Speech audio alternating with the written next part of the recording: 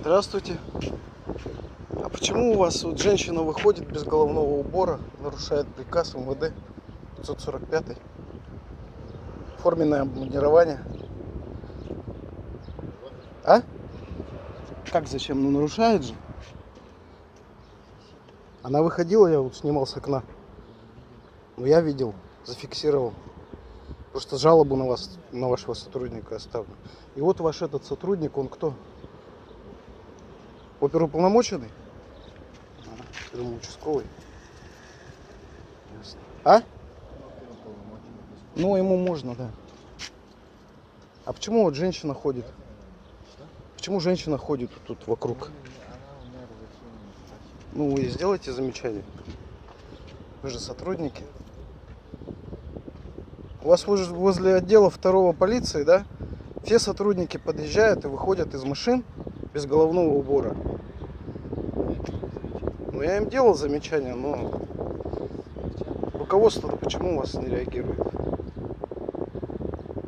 Отписки пишут и все, что нет нарушений. Когда без камеры человек делает просто вот по-человечески замечания, да, полиции, вот полиция просто плюет. Когда начинаешь на видео снимать, начинают задерживать. Ну, вот как вот человеческое, я? А в постановлении вы меня обеспечили маской? Я законы хорошо знаю. 417 постановление Российской Федерации, знаете, а не вашего Айсена, якобы президента, как он якобы шамана называет. Якобы вот передайте своему Айсену, якобы он голова Якутии. Его народ не избирал, его Путин поставил, если хотите знать. Он такой же псих, как и шаман. По вашему, как бы, вашей логике, вот этой государственной. Вы же называете шамана не шаманом. А? Ну вы мне за маску предъявляете. Вы мне ее сначала обеспечите, а потом предъявляете, правильно?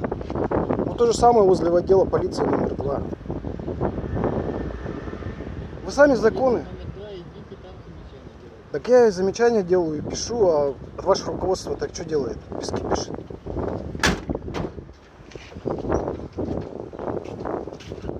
Какая у нас полиция?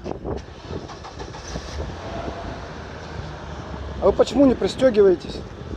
Не пристегиваетесь почему? Пассажир тоже должен пристегиваться.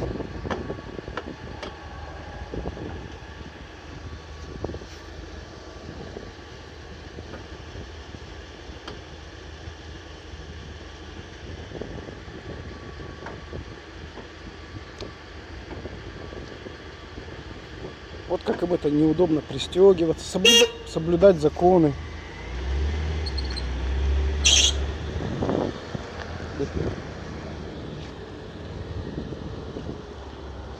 Какая у нас полиция?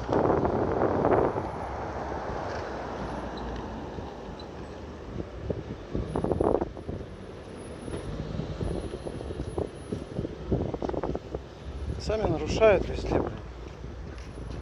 Что-то с людей что-то требуют. Защитники.